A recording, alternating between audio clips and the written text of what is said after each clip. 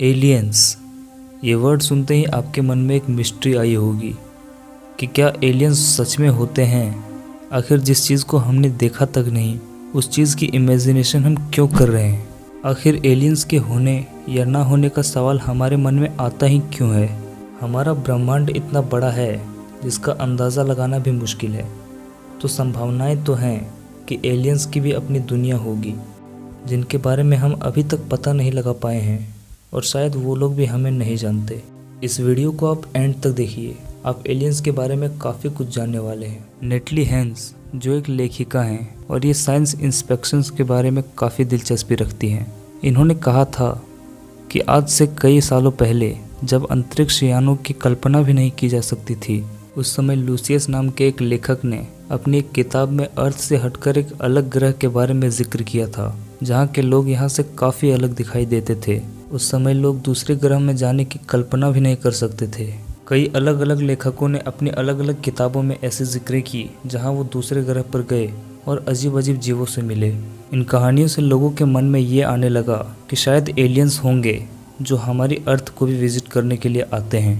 अब तक हमारे अर्थ में कई सारे यूएफओ यानी अनआइडेंटिफाइड फ्लाइंग ऑब्जेक्ट्स के मिलने की घटना घट चुकी है, और लोगों को ऐसा लगता है कि यही वो विमानें हैं जिस पर बैठकर एलियंस पूरे यूनिवर्स को ट्रैवल करते हैं। ईयर 1947, इस साल में एक यूएफओ मिलने की घटना अमेरिका में घटी।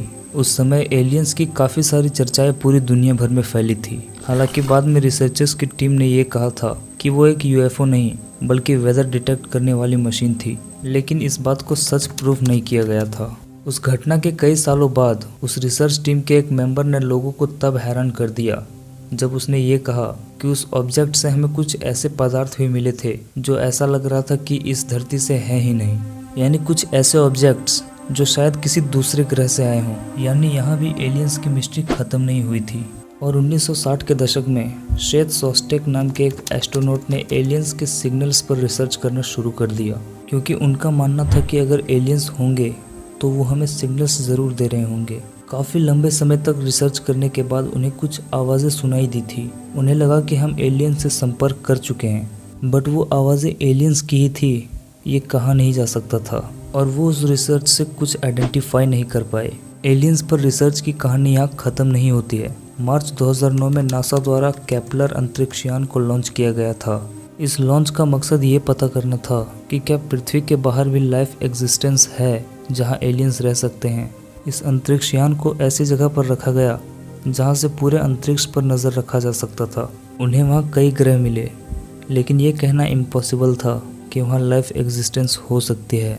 नासा के एस्ट्रोनॉट रह चुके स्टीवन डिक ने काफ़ी बड़ी बात कही थी। उन्होंने कहा था कि यदि हमें भविष्य में एलियंस मिल जाते हैं तो हम क्या करेंगे। इसकी कोई संभावना नहीं है कि वो एलियंस अच्छे ही होंगे, और हम उनसे बात कैसे करेंगे, और हो सकता है वो एलियंस ही हमारी धरती के विनाश का कारण बन जाए। स्टीवन डिक की इन बातों में काफ़ी गहराइयाँ थी। ये ब्रह्मांड इतना बड़ा है कि हर जगह को एक्सप्लोर नहीं किया जा सकता, और ये हो भी सकता है कि हमसे कई दूर एलियंस की एग्जिस्टेंस हो, बट अभी तक एलियंस को खोजा नहीं जा सका। हाल ही में नासा ने ये कहा है कि एलियंस धरती पर नहीं आए हैं। हालांकि उन्होंने ये भी नहीं कहा कि एलियंस हैं ही नहीं, लेकिन जब तक हम एलियंस को ढूंढ नहीं लेते हैं तब तक बस इसकी कल्पना ही की जा सकती है कि एलियंस होंगे। अब आप अगर ऐसी ही मिस्टीरियस चीज़ों के बारे में जानना चाहते हो तो इस वीडियो को एक लाइक और चैनल को सब्सक्राइब ज़रूर कर लेना। वीडियो को अपने फ्रेंड्स के साथ शेयर भी ज़रूर करें।